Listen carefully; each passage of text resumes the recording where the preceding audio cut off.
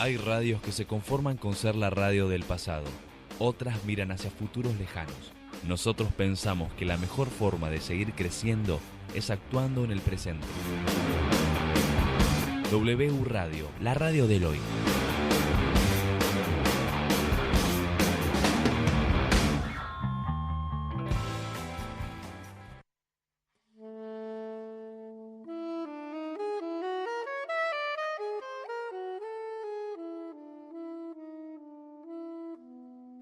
Los Hacedores de la Cultura. Produce y conduce Teresa Merino Castro, con la participación especial de Eduardo Badel.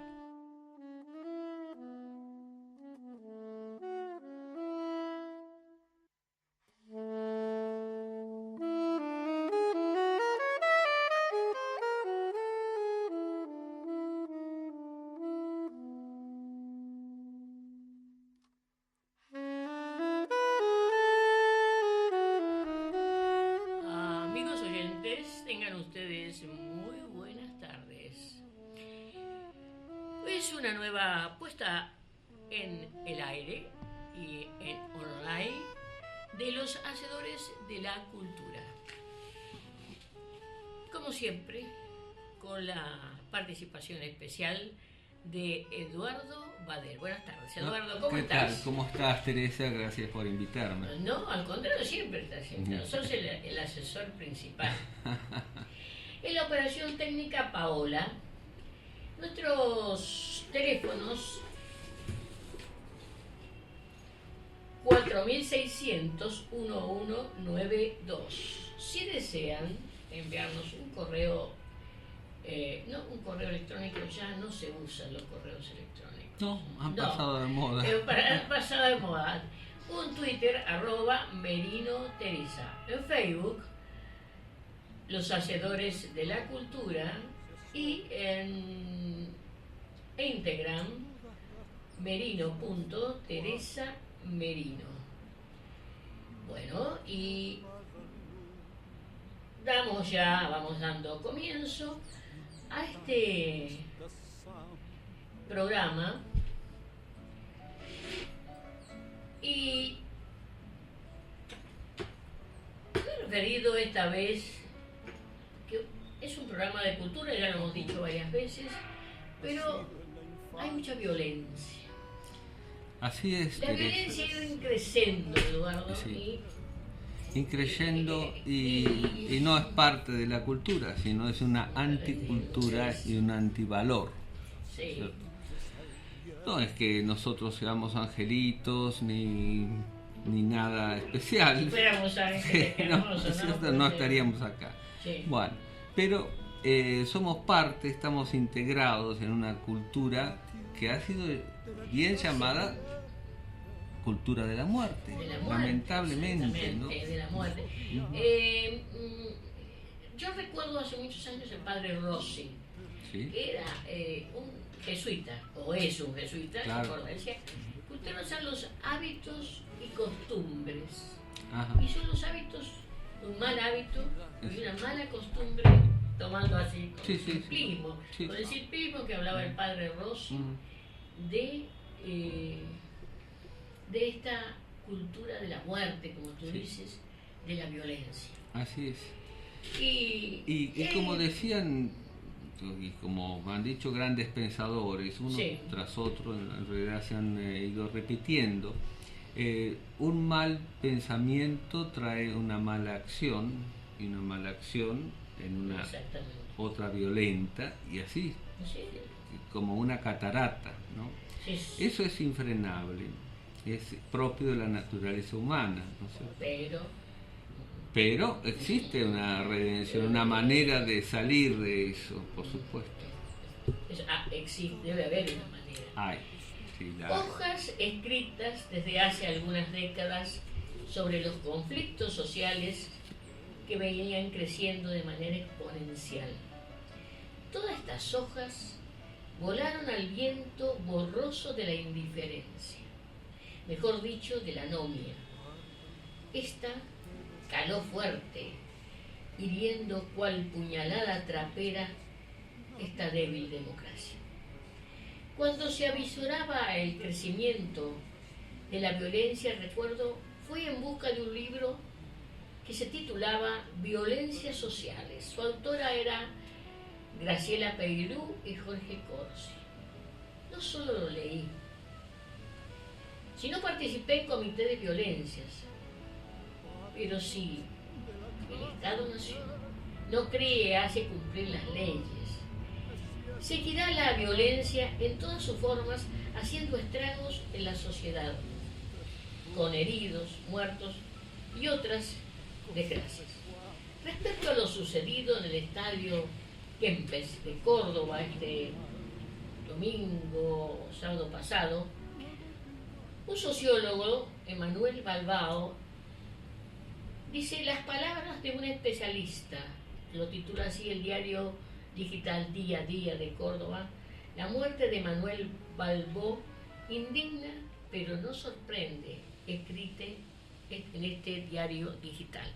El sociólogo cordobés Nicolás Cabrera analiza lo ocurrido en el Kempes y refuta las premisas de que esas premisas que muchas veces creamos, que la violencia en el fútbol es un reflejo de la violencia social actual.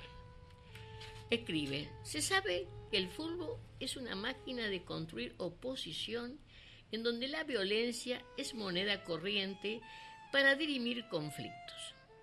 Además, este sociólogo hace un repaso histórico, como que esta violencia comienza allá por 1920 y se van sucediendo, ¿no? Muertos y... Sí. Pero me parece interesante las reflexiones que él hace, ¿no? Donde se van dirimen estos conflictos. La prohibición de la otra hinchada trajo dos novedades a esta máquina de crear antagonismo que llamábamos fútbol. Uh-huh. La primera es que sin hinchas contrarias, la vieja rivalidad se suspendieron, nunca desaparecieron, al mismo tiempo que otros se construían. Cada equipo y cada hincha tiene su territorio. Estadios, tribunas, barrios, esquinas. Los ajenos conquistan. Es una lógica bélica. El fútbol es una fiel teatralización de la guerra que combina honor y humillación. Esta violencia pareciera convertirse en un cuasi genocidio. Debe ser tratado por a quienes le corresponde desde el siglo pasado con seriedad y de otros siglos anteriores. Pero tomemos el siglo XIX, 1920, cuando él comienza de sociólogo históricamente a ver cuándo empiezan estos choques, estos contubernios, ¿no?, que había en el fútbol, en lugar de ser un espectáculo bonito, ¿no? Sí. Y la muerte de este muchacho ha sido muy, muy triste, porque la manera en que cayó, en que lo tiraron, que no lo auxiliaron, es que estaban todos enloquecidos. Hay un libro de que no recuerdo el autor, pero es Violencia en el fútbol, que es viejo, y que él ha tomado de ese libro estas reflexiones y otras reflexiones de él, ¿no? Es sociólogo de la Universidad de Río Cuarto y de Villa María.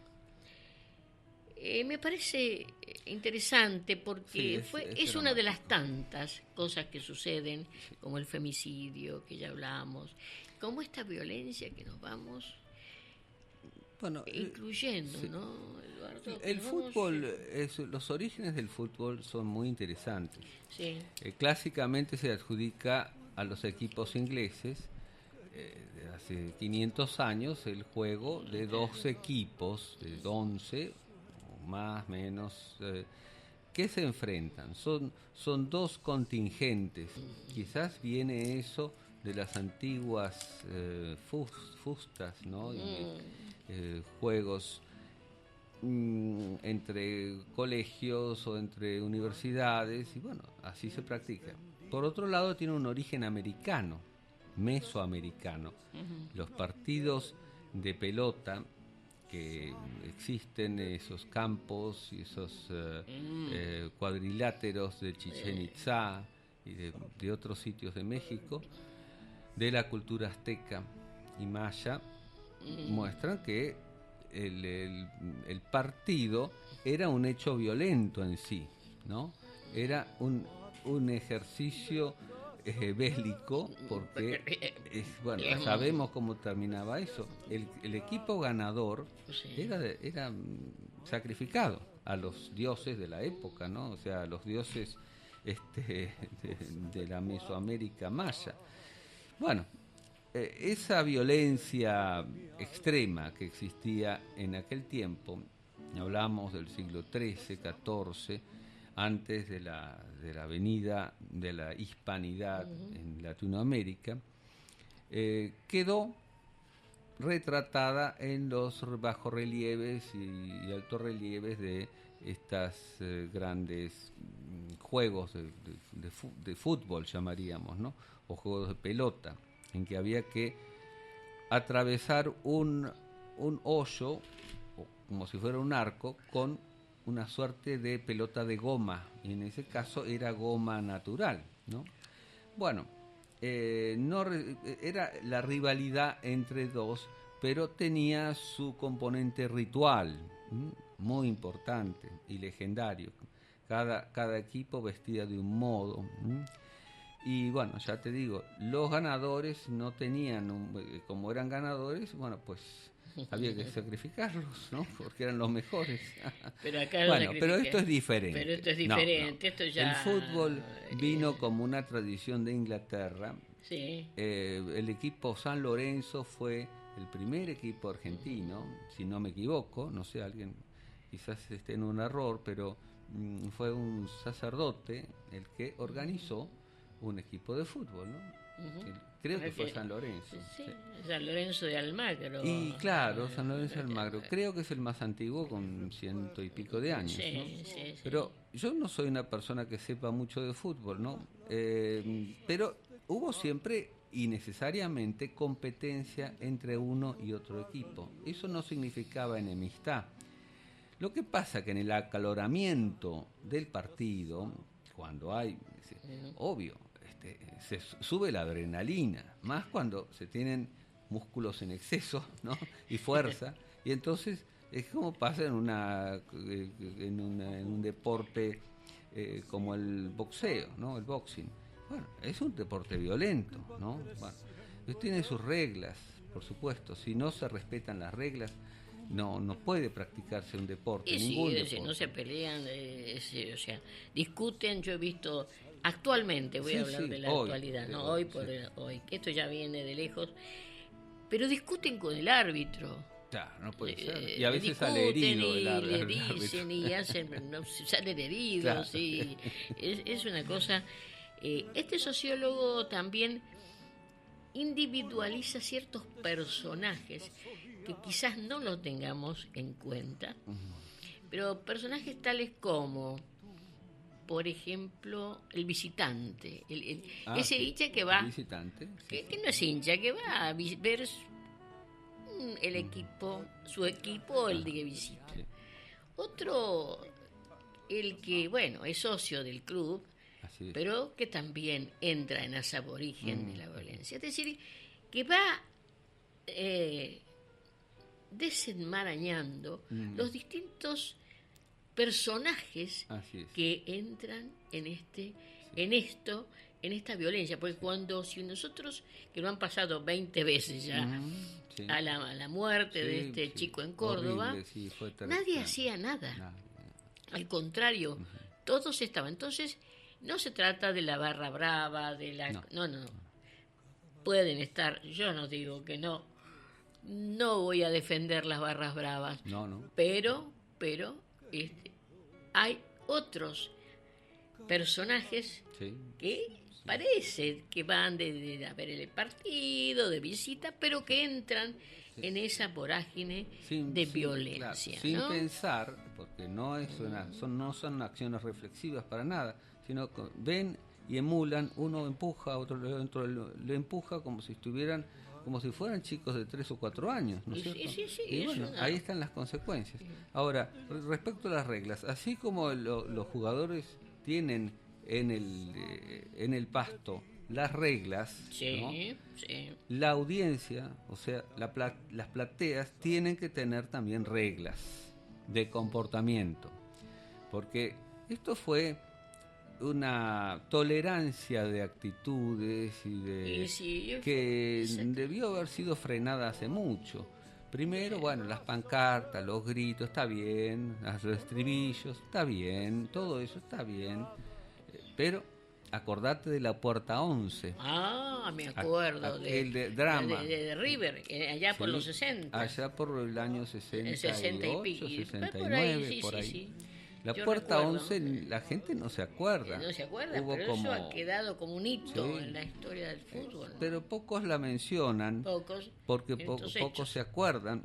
Yo me moro que hubo más de 100 muertos o 200, un número muy importante, porque se aplastaron unos a otros y las puertas estaban cerradas. Sí.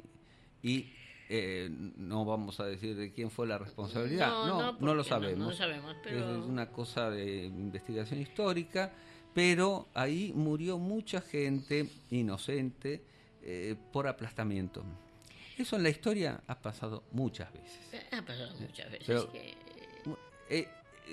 después de ese incidente se cuidó mucho de tener las puertas abiertas de salida para que no pasara otra vez. Sabemos que pasaron otros accidentes de ese tipo, a veces culposos, ¿no? Sí. Más en fechas más recientes, con respecto a espectáculos públicos. Los espectáculos están afuera. Cuando vienen las bandas estas de rock, también. Pero las responsabilidades son compartidas. Sí, siempre. Son compartidas. Yo creo que tiene que ponerse algo. Yo no digo, porque cuando dice uno mano dura enseguida, bueno, salta todo el mundo, ¿no? Sí. Pero bueno, no es así. No es. No. Debe reglamentarse, tipificarlo, ¿no es cierto? Claro. Yo no sé, puede estar en el Código Penal, creo que ahí va a haber un cambio en el código, ¿no? Respecto a estas cuestiones. Pero son cosas muy delicadas. Muy delicadas porque se muere gente. Claro, sí. Y después, cuando ocurrió, es claro, hay que echar la culpa a alguien. Claro que todos sentimos todos tenemos ese sentimiento de que, bueno, la culpa la tiene alguien. Hay que reaccionar, no hay que ser tan primitivo. Y eso es un sentimiento o una reacción natural inmediata. La bronca, ¿no? Es muy humano cuando uno tiene una pérdida. Se pone, vos lo sabés como médica, una de las primeras reacciones es la agresividad, incluso verbal o física, ¿no? Yo creo que ahora la agresividad ya está internalizada en las personas, ¿no? Hoy cuando veníamos para acá, bueno, estábamos todos eléctricos por el tráfico. Porque el tránsito es terrible. Bueno, y ahora vamos a escuchar Chiquilín Grandulón.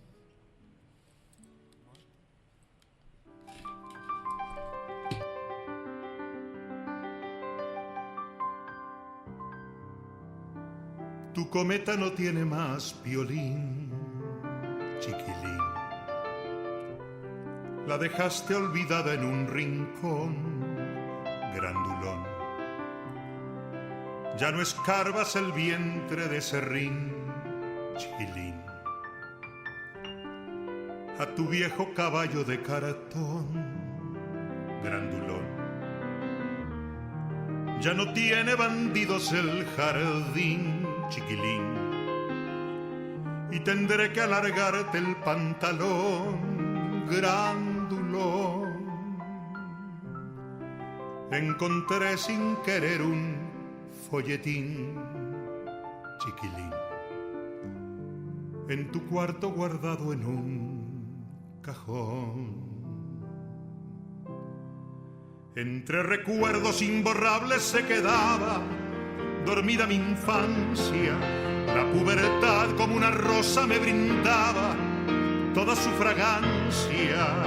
Mi pobre madre a escondidas se decía, mirando el espejo, los chicos crecen y al crecer todos los días nos hacen más viejos, nos hacen más viejos. Y mientras tanto, dándome la bienvenida, estaba la vida.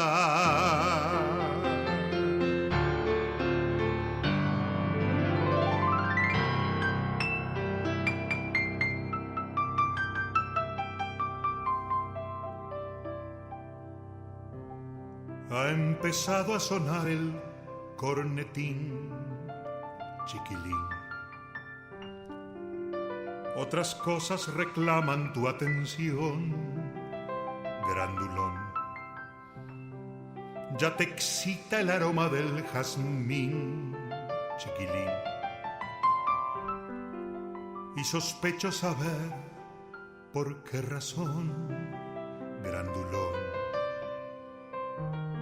Ten cuidado, no acaben en motín, chiquilín, tus ingenuas urgencias de varón grandulón, porque tú eres parte del festín, chiquilín,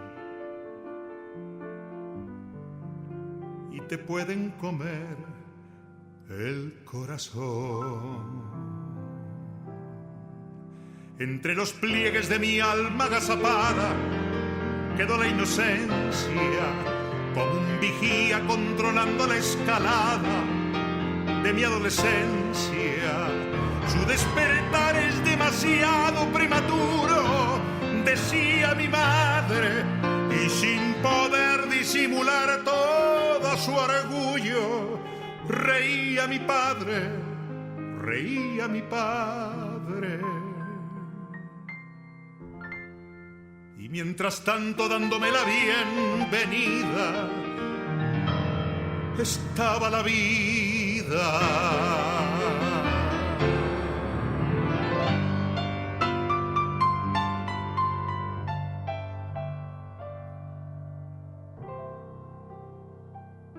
¿Quién pudiera otra vez ser el delfín, chiquilín,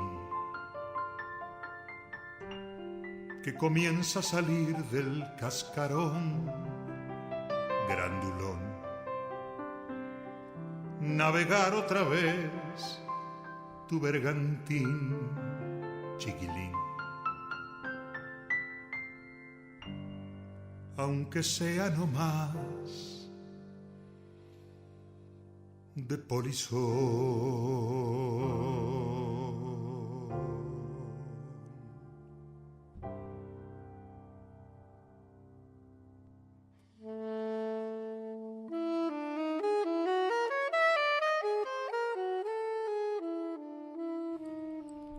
Ayer 19 de abril, Eduardo, fue el día, se celebró, fue el día del origen del indígena americano, ¿no?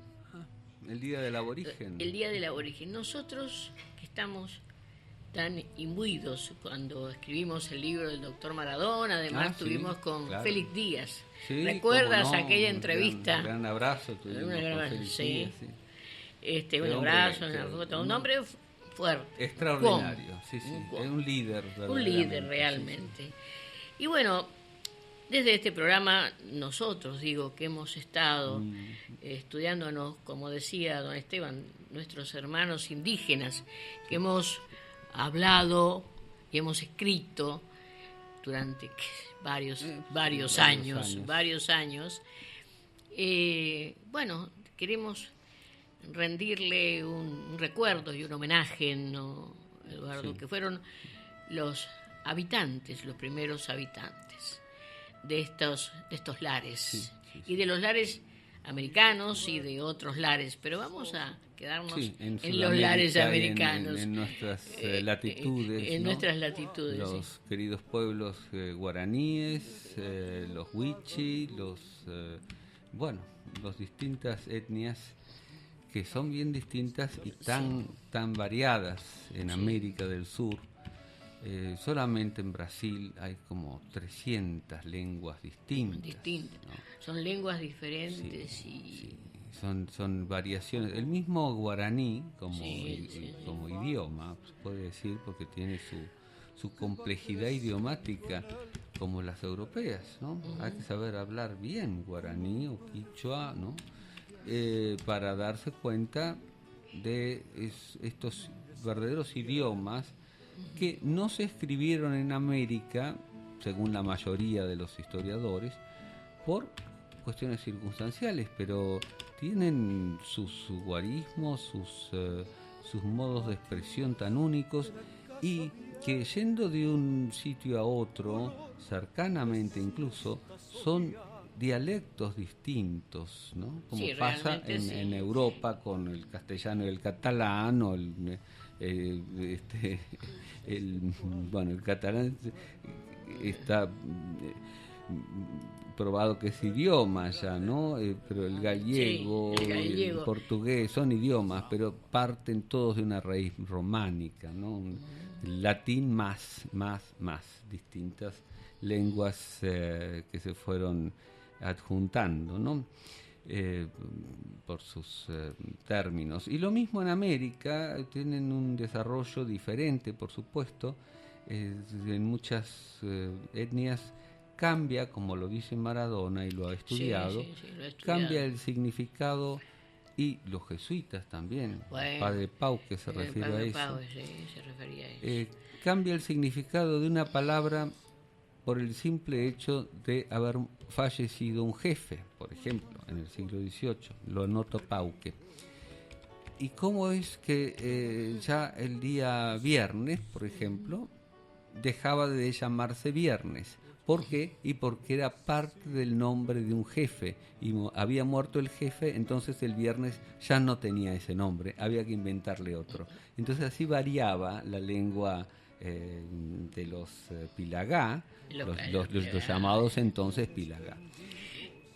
Y no hay un diccionario. A mí fue bastante dificultoso en el primer libro encontrar un diccionario Pilagá para hacer las traducciones, porque el doctor Maradona hablaba muy bien de bueno, él mismo hizo un diccionario Pilagá. Pero ¿dónde lo encontramos? Ahí el problema. Pero paralelamente recuerda que fue visitado por un antropólogo, 1938 aproximadamente, si no me equivoco, por este antropólogo que escribió un diccionario Pilagá, que se encuentra hoy en día en la biblioteca del Museo de Farmacobotánica de Buenos Aires. Pero lo prestan, Eduardo. Sí, claro, es accesible que uno puede, porque yo me vi en serias dificultades para encontrar un diccionario de Pilagá. Y sí, para hacer las traducciones. Pero bueno, en este día, siendo ya las 17:35, con una temperatura de 22 grados, nuestros teléfonos, si desean llamarnos y aportar a la cultura o disentir o estar de acuerdo con nosotros, 466.000-1192, en Facebook Los Hacedores de la Cultura, en Twitter @Merino Teresa, Merino con mayúscula y Teresa con mayúscula. Ajá. Pero voy a recomendar un libro que es muy interesante, que lo he leído y se llama Otro Dios ha muerto, lo ha escrito María Casiraghi, sobre un testimonio de una indígena del sur. Ella hizo una investigación fantástica, lo presentó en Bariloche, difícil de encontrarla, la autora, y de encontrar el libro, porque es una editorial que está en Córdoba. Pero que es muy interesante, pues es un testimonio de cómo le va contando, además muy accesible a la lectura, cómo le va contando esta Petrona, que se llamaba, que era una indígena, le va contando a ella, más las investigaciones que hizo de cartas y en museos y en distintos lugares, cómo eran las costumbres, los hábitos, cómo reaccionaban. De los aborígenes de la Patagonia. De la Patagonia, exactamente. Sí. Interesante. Y ella está en Bariloche, lo presentó, te lo paso, Eduardo, para que lo vayas viendo. Y me lo trajeron de Córdoba, digo, acá no lo conseguí, así que yo lo recomiendo leerlo, pero es difícil encontrarlo, ¿no? Ahora que viene la Feria del Libro, puede ser que el próximo jueves creo que se inaugura la Feria del Libro. Sí, y si se puede adquirir ahí. Y se puede, sí, se puede. Bueno, y ahora vamos a escuchar Indio Toba, en homenaje a a nuestros hermanos indígenas, como decía Don Esteban. Don Esteban Maradona. Sí. Viejo canto lunero, vieja raza perdida en tiempos y más allá. Incienso indio, canto lunero de mi heredad. Raza greda batiendo parches corazoneros, cantando salmos de soledad. ¿Quién desentraña que lloro canta en el Eragay? Muy muchas veces con mis candiles de tacatacas busqué a la luna para decirle Eragay. Pero las lunas, miente quien dice la luna es una, no son las mismas que he visto allá.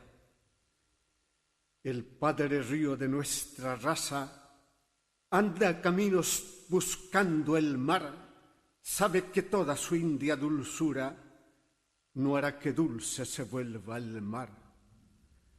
Pero ese río de estirpe india nunca su curso ha de remontar. Cantemos siempre mi vieja raza si nadie canta, que todos oigan la risa o llanto del Eragay.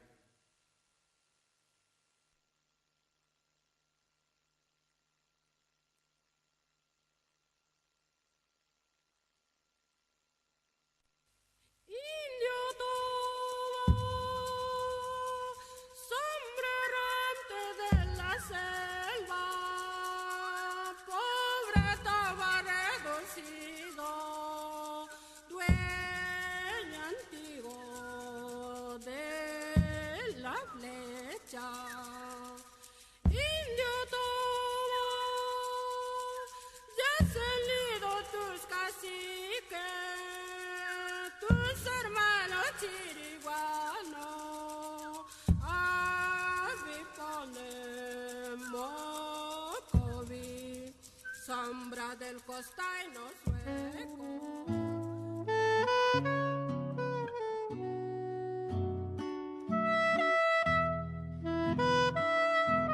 Continuamos escuchando Los Hacedores de la Cultura. A mi recuerdo se asoman de patio parral y luna, se va pintando esta samba.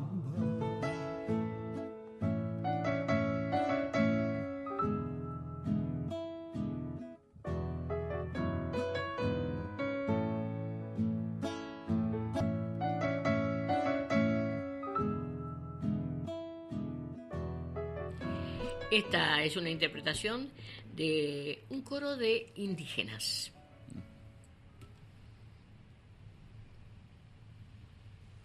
Viejo canto lunero, vieja raza perdida en tiempos y más allá.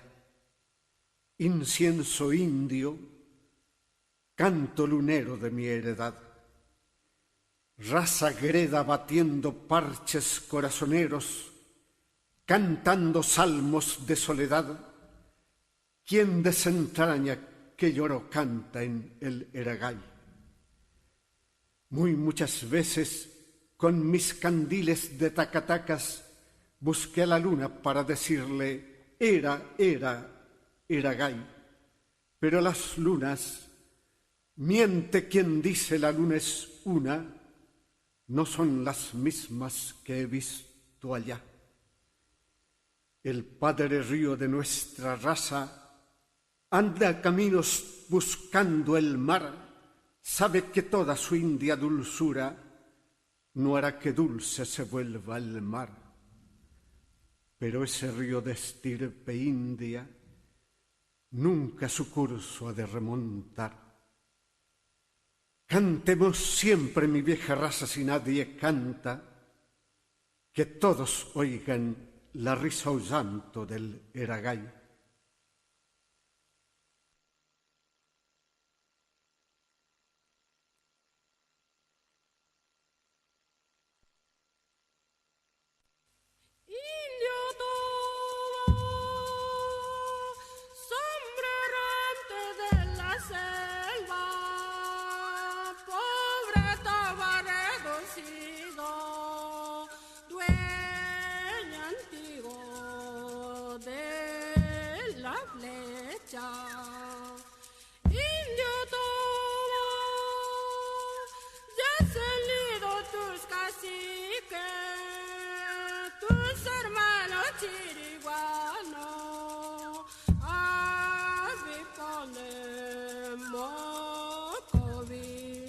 Sombra del costaino sueco, viejo brujo de los montes, no abandonen a sus hijos, gente buena, gente pobre. Indio tuvo el hueso entre las corzuelas,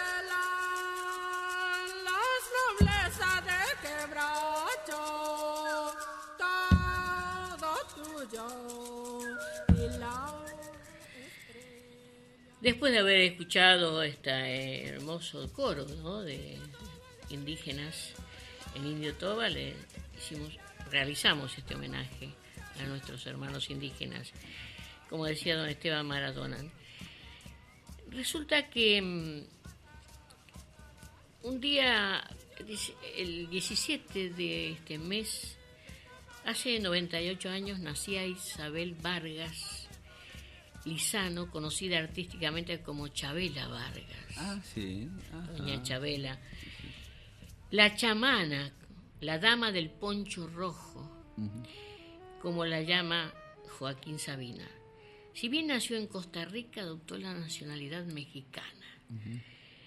Desde muy jovencita, y solía decir, los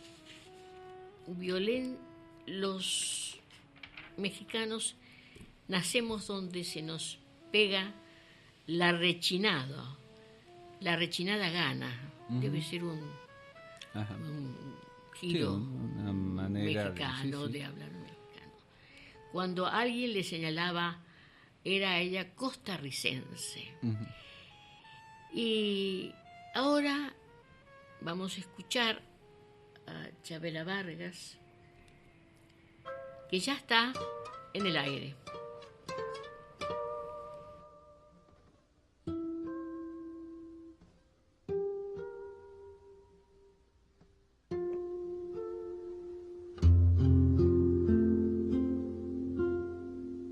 Ojalá que te vaya bonito.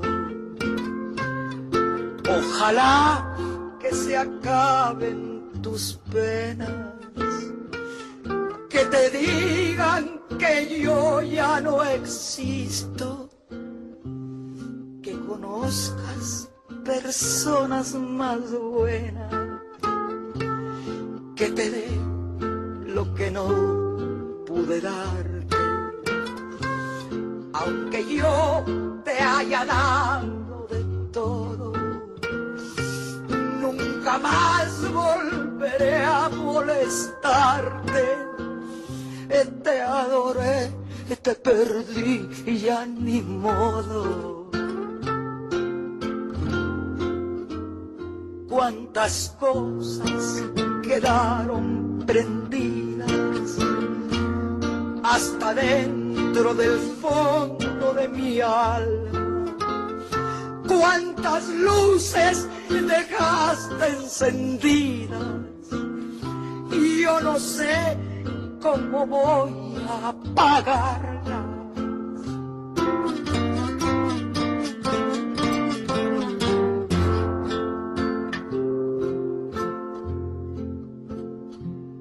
Ojalá que mi amor no te duela y te olvides de mí para siempre, que se llenen de sangre tus venas y que la vida te vista de suerte. Y yo no sé si tu ausencia me mate, aunque tengo mi pecho de acero, pero nadie me diga cobarde, sin saber hasta dónde te quiero. Cuántas cosas quedaron prendidas hasta dentro del fondo de mi alma. Cuántas luces dejaste encendidas y yo no sé cómo voy a apagarlas. Ojalá y que te vaya muy bonito.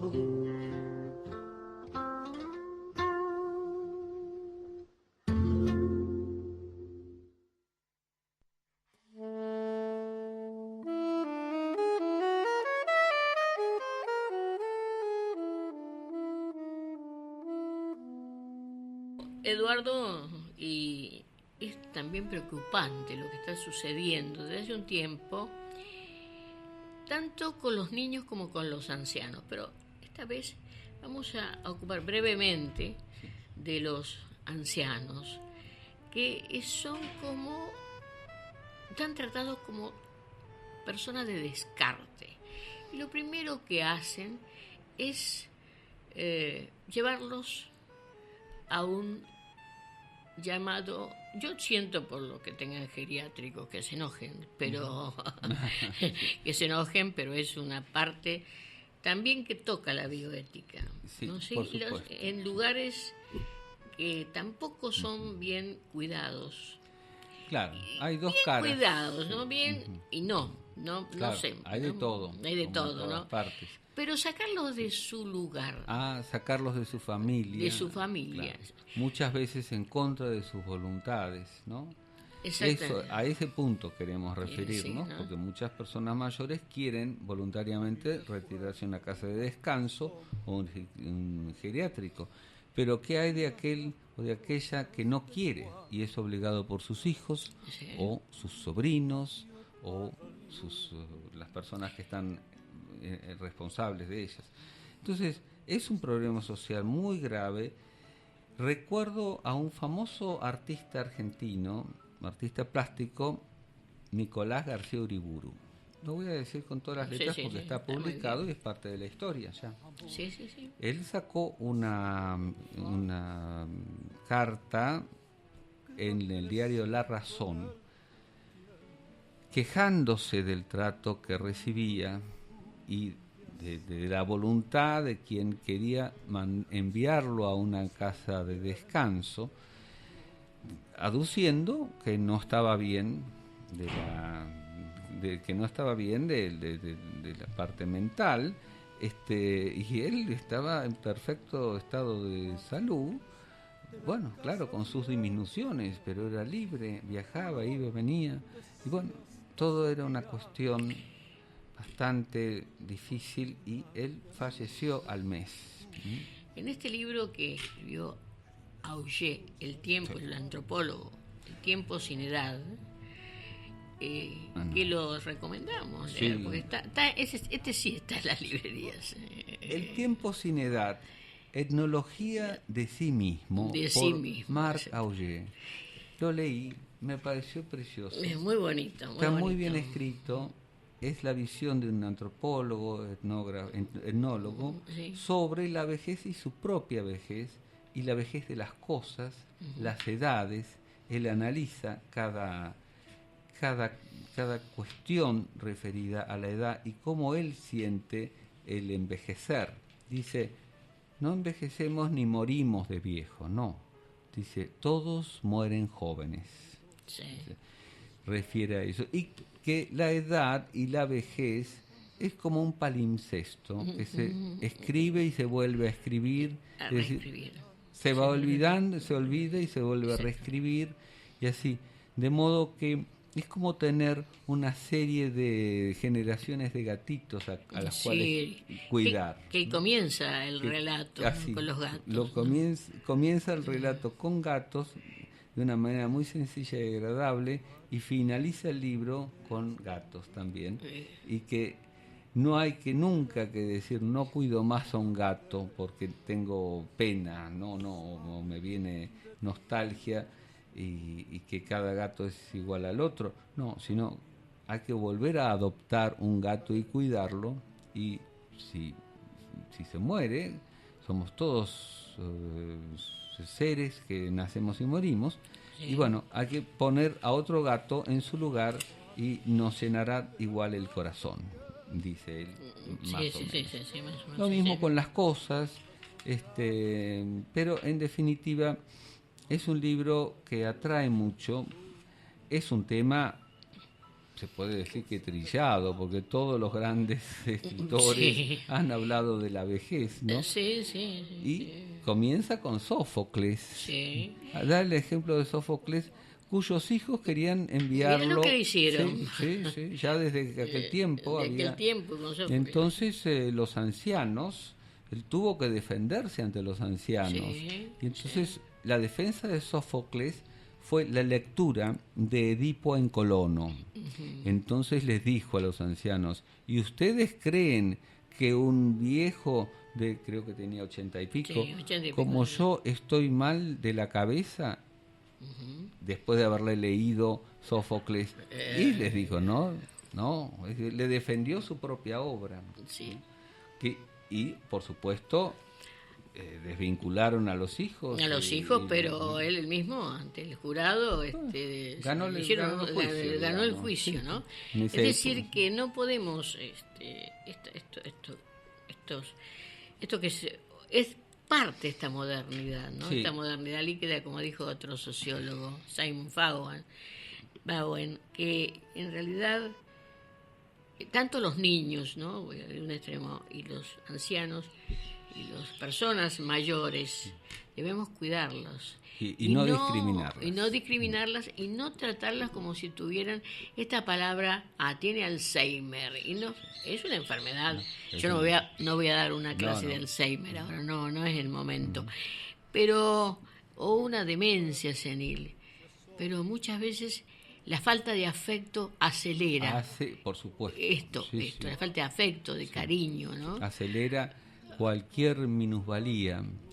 Y tenerlos en ese lugar, en su lugar, en donde vivieron siempre. Y en Oriente, vos fíjate cómo se evalúa la presencia del anciano. Claro, por su sabiduría, porque es una fuente de sabiduría. Claro, y significa la tradición de la familia, el amor de la familia, la unión familiar. Pero eso en la civilización occidental lamentablemente se ha perdido.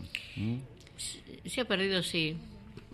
Y hay que recuperarla, porque los ancianos son parte de la familia y valiosos miembros familiares. De la familia.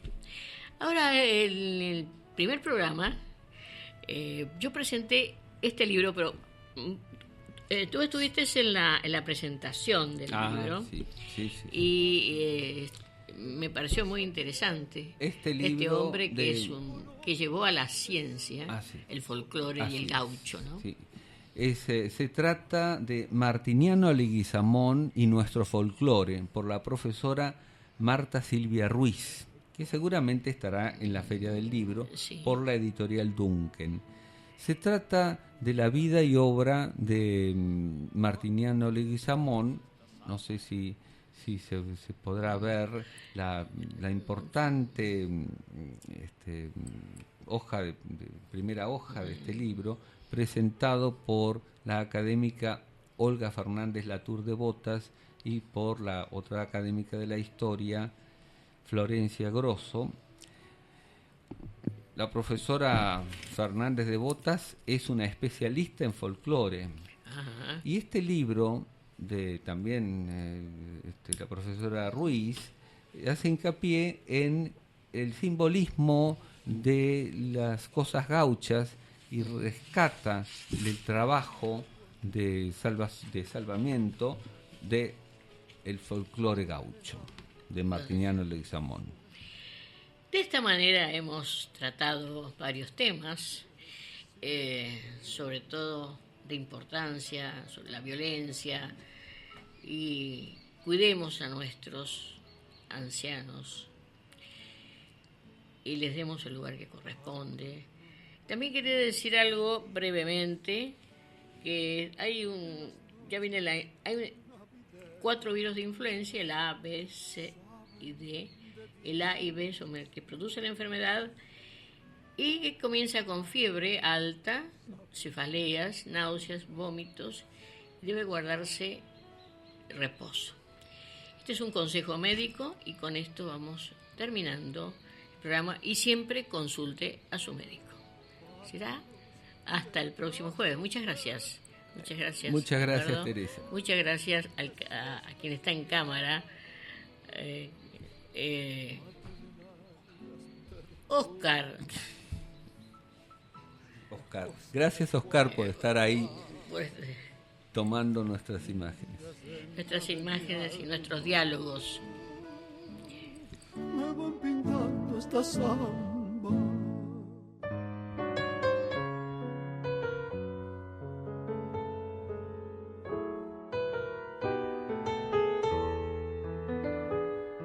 Será hasta el próximo viernes. Gracias por escucharnos.